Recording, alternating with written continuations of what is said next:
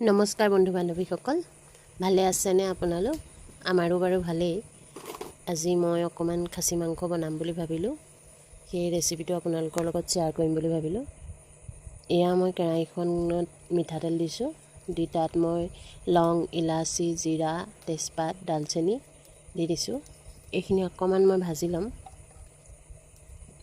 যেতিয়া অকণমান ৰঙা হ'ব তেতিয়া পিঁয়াজখিনি দি দিম।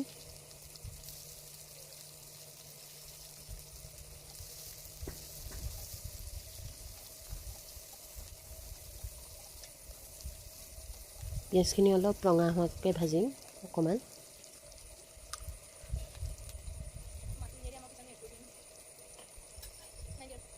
এয়া মই যিহেতু গোটা পেকেটৰ মছলা ইউজ নকৰোঁ, সেইটো কাৰণে মই গোটা মছলা তিয়াই থৈছিলোঁ।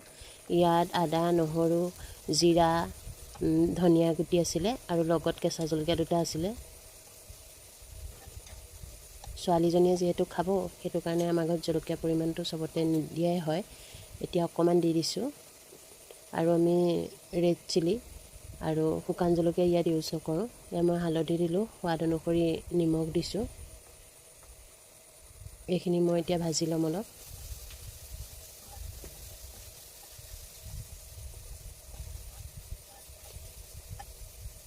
যিহেতু মোৰ ভিডিঅ' বনোৱা অভ্যাস নাই, এতিয়া আৰম্ভণি কৰিছোঁ।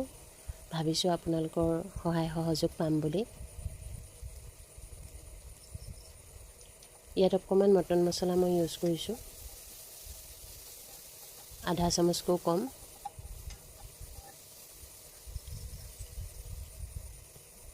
ছোৱালীজনীয়ে পিছফালে কিবা কৈ আছে।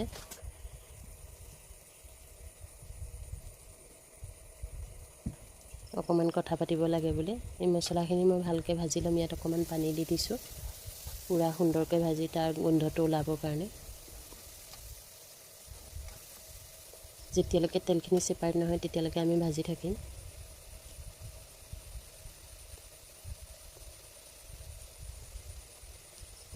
দিনটো ব্যস্ততাৰ মাজেৰে যায়, আপোনালোকৰ কেনেকৈ যায় বাৰু? সৰু সুৰা অকণমান বিজনেছো কৰি আছোঁ। ইয়াত মই এতিয়া মাংসখিনি দি দিম।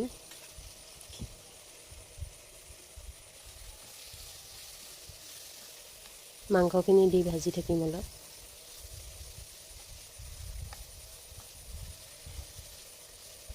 আজি ছোৱালীজনীয়ে জিদ কৰিলে যে তাই খাচী মাংস খায়, সেইটো কাৰণে মই আনিছোঁ। আহি পাওঁতে ঘৰত আহি সোমাওঁতে দেৰিয়ে হয় অলপ।